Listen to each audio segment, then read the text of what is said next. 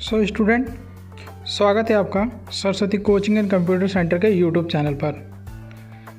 आज हम पढ़ने वाले हैं क्लास 12 का हिस्ट्री का दूसरा लेसन, राजा, किसान और नगर। ये इस वीडियो सीरीज का पहला पार्ट है। तो चलिए शुरू करते हैं एक कदम शिक्षा की ओर।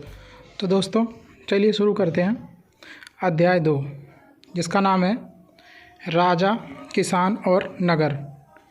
ये क्लास 12 के अंदर दूसरा लेसन है, जिसमें हम पढ़ेंगे महाजनपदों के बारे में, मौर्य साम्राज्य के बारे में और बहुत सारे क्षेत्रीय नगरों के बारे में और किसानों के बारे में इसमें हम पढ़ेंगे। तो चलिए शुरू करते हैं। इस अध्याय की बात करें तो इस अध्याय में सबसे पहले जो पढ़ने को मिलेगा वो है 16 महाजनपद, कि भारत में उस समय 16 महाजनपद कैसे कैसे बटे हुए थे, महाजनपद थे क्या। हड़प्पा सभ्यता के बाद वैदिक युग, फिर आर्य आए, उसके बाद जिन राज्यों का उदय हुआ उसे ही हम इस लेसन में पढ़ने वाले हैं। इस लेसन में कहा जाता है कि बड़े स्तर पर हम वैदिक सभ्यता के बाद के काल को पढ़ेंगे, यानी 1500 से 600 करीब वैदिक काल माना जाता है। उसके बाद हम इस लेसन को पढ़ेंगे। इस लेसन का ज़्यादातर कालखंड 600 ईसा पूर्व से लेकर 600 ईस्वी तक की इकोनॉमी के बारे में जानना होगा हमें भारत की। चलिए शुरू करते हैं। वैदिक सभ्यता जो भारत में थी उसमें आर्य थे, संस्कृति का विकास हुआ और 4 वेद की रचना हुई, जिसके अनुसार हिंदू धर्म का विकास हुआ। वैदिक काल में ज़्यादातर कहा जाता है कि इसी दौरान जैन और बौद्ध धर्म भी अस्तित्व में आए। उत्तर वैदिक काल में मौर्य वंश की स्थापना हुई। नंद वंश का आखिरी शासक धनानंद था और मौर्य वंश की स्थापना चंद्रगुप्त मौर्य ने चाणक्य की मदद से की। इस समय के बारे में ऐतिहासिक जानकारी के लिए हमें ज़्यादातर ब्राह्मी लिपि और खरोष्ठी लिपि के विषय में हम अध्ययन करते हैं। ब्राह्मी लिपि जो है वो खरोष्ठी लिपि क्या है वो हम बाद में देखेंगे। इन दोनों को पढ़ने वाला 1830 में जेम्स प्रिंसप था, जो ईस्ट इंडिया कंपनी का एक अधिकारी था, जिन्होंने इस दोनों लिपियों को पढ़कर इसका मतलब बताया था। ब्राह्मी लिपि और खरोष्ठी लिपि दोनों ही लिपि के साक्ष्य अभिलेखों से, सिक्कों से और कई जगह से मिले हैं, जिसके आधार पर हम ब्राह्मी और खरोष्ठी लिपि का क्या करते हैं, अध्ययन करते हैं। इस लिपि से ही पता लगा है कि राजा उस समय पियदसी की उपाधि लेते थे। पियदसी का मतलब होता है सुंदर मुख वाला, जैसे अशोक ने भी ली थी, जो मौर्य साम्राज्य का तीसरा शासक था।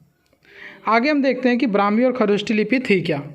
खरोष्ठी लिपि की बात करें, ये पश्चिमोत्तर लिपि थी। खरोष्ठी लिपि भारतीय लिपियों में से नहीं थी, यह यूनानी शासकों का इस पर प्रभाव था। सिक्कों से कई जगह खरोष्ठी लिपि के साक्ष्य मिले हैं। उसके द्वारा बनवाए गए सिक्के राजाओं और यूनान से लोग आए थे, उन्होंने ज़्यादातर खरोष्ठी लिपि का प्रयोग किया है और इसमें यूनानी अक्षरों का उल्लेख मिलता है। अगर हम ब्राह्मी लिपि की बात करें तो ये प्राचीन भारतीय लिपि की बात आती है। ये ब्राह्मणों से संबंधित थी। अगर बात करें तो उसमें बंगाली और देवनागरी लिपि के साक्ष्य मिलते हैं। इन दोनों लिपियों को जेम्स प्रिंसप ने ही 1838 तक इसका अर्थ मतलब ढूंढ निकाला था। तो इस तरीके से अब तक हमने इस लेसन में देखा कि किस प्रकार से शुरुआती इतिहास का अध्ययन कैसे हुआ। जेम्स प्रिंसप ने ब्राह्मी और खरोष्ठी लिपि का मतलब ढूंढकर भारतीय इतिहास में अभूत प्रगति की। उसके बाद इन्हीं लिपियों के अध्ययन से पता लगता है कि भारत में उस समय 16 महाजनपद हुए करते थे। ये महाजनपद 6ठी शताब्दी ईस्वी पूर्व इनका उदय हुआ था। ये नगर लोहे के बढ़ते इस्तेमाल, सिक्कों के विकास से जुड़े जाते हैं। इसी समय जैन और बौद्ध ग्रंथों में भी इन नगरों का बड़े पैमाने पर उल्लेख है, जिक्र किया जाता है, जिससे कि पता लगता है कि इस समय किस हिसाब से ये 16 महाजनपद भारत के अलग अलग हिस्सों में बटे हुए थे। हालांकि सारे महाजनपद एक बराबर नहीं थे, फिर भी मगध, कौशल, कुरु, पांचाल, गांधार, अवंती, वज्जी जैसे अक्सर महाजनपदों का नाम आता है और ये महान महाजनपद माने जाते हैं। हर महाजनपद पे वैसे तो एक राजा का शासन होता था, लेकिन कुछ महाजनपद पे गण या संघ का भी शासन होता था, यानी कुछ लोग मिलकर शासन करते थे। हर महाजनपद की एक राजधानी होती थी, जिसे किले से घेरा जाता था। महाजनपद के रखरखाव में सेना होती थी, नौकरशाही प्रणाली होती थी, जो धन इकट्ठा करना और संसाधन इकट्ठा करना जिसका काम था। महाजनपदों में कहा जाता है कि शासक किसानों और व्यापारियों से कर वसूलते थे, जिससे वो शासन व्यवस्था चलाते थे। ऐसा भी हो सकता है कि पड़ोसी राज्यों से लूट करके वो धन इकट्ठा करते हों। धीरे धीरे नए राज्यों की सेनाएं भी रखते थे, जिस वजह से उनके राज्य का क्या हो सके, विकास हो सके। तो इस तरीके से महाजनपद भारत में उस समय थे और महाजनपदों का बड़े पैमाने पर कहा जाता है कि उल्लेख किया गया था। तो इस तरीके से 16 महाजनपद जो अलग अलग क्षेत्र में विभाजित हैं। अब आता है सबसे महान महाजनपद था कौन, यानी अगर हम बात करें तो सबसे महत्वपूर्ण महाजनपद की, सबसे महत्वपूर्ण महाजनपद था मगध।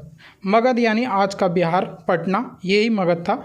मगध के सबसे महत्वपूर्ण होने के, शक्तिशाली होने के कुछ कारण थे। सबसे पहले कारण था प्राकृतिक स्वरूप। उसका प्राकृतिक स्वरूप काफ़ी अच्छा था। उसके आसपास नदी और इर्द गिर्द पहाड़ियों का एक तरीके से जमावड़ा, ये सब चीज़ें काफ़ी अच्छी थी। उपजाऊ नदी गंगा नदी थी, सोन नदी थी, जिससे कि उपजाऊपन काफ़ी अच्छे से होता था और इन नदियों से व्यापार भी बड़े पैमाने पर किया जाता था। नदियों से सिंचाई संसाधन मिलते थे। बड़े बड़े जंगल थे जहाँ हाथी मिलते थे और हाथी सेना में बहुत ही अहम योगदान निभाते थे। योग्य महत्वाकांक्षी राजा थे जैसे धनानंद, महापद्मानंद, उसके बाद चंद्रगुप्त मौर्य जैसे बहुत सारे महान राजा थे। इस वजह से इसका विकास हुआ। गंगा और सोन नदी से सिंचाई के संसाधन तो होते ही होते थे, साथ ही साथ व्यापार में भी वृद्धि होती थी। लोहे की खदानें थी जिससे उपकरण और हथियार क्या किए जा सकते हैं, बनाए जा सकते हैं। तो इस तरीके से मगध के महान होने के कुछ वजह हैं। तो अब तक हमने इस लेसन में पढ़ा कि जो दूसरा लेसन है वो भारतीय राजनीति के विषय में और भारतीय अर्थव्यवस्था के विषय में दिखाता है कि किस हिसाब से वैदिक काल के बाद भारत में कौन कौन सी स्थितियाँ थीं और कौन कौन से किस प्रकार से नए व्यवस्था का विकास हुआ था। तो इस पहली वीडियो सीरीज में इतना ही। आगे के लेसन को हम अगली 2 वीडियो सीरीज में देखेंगे।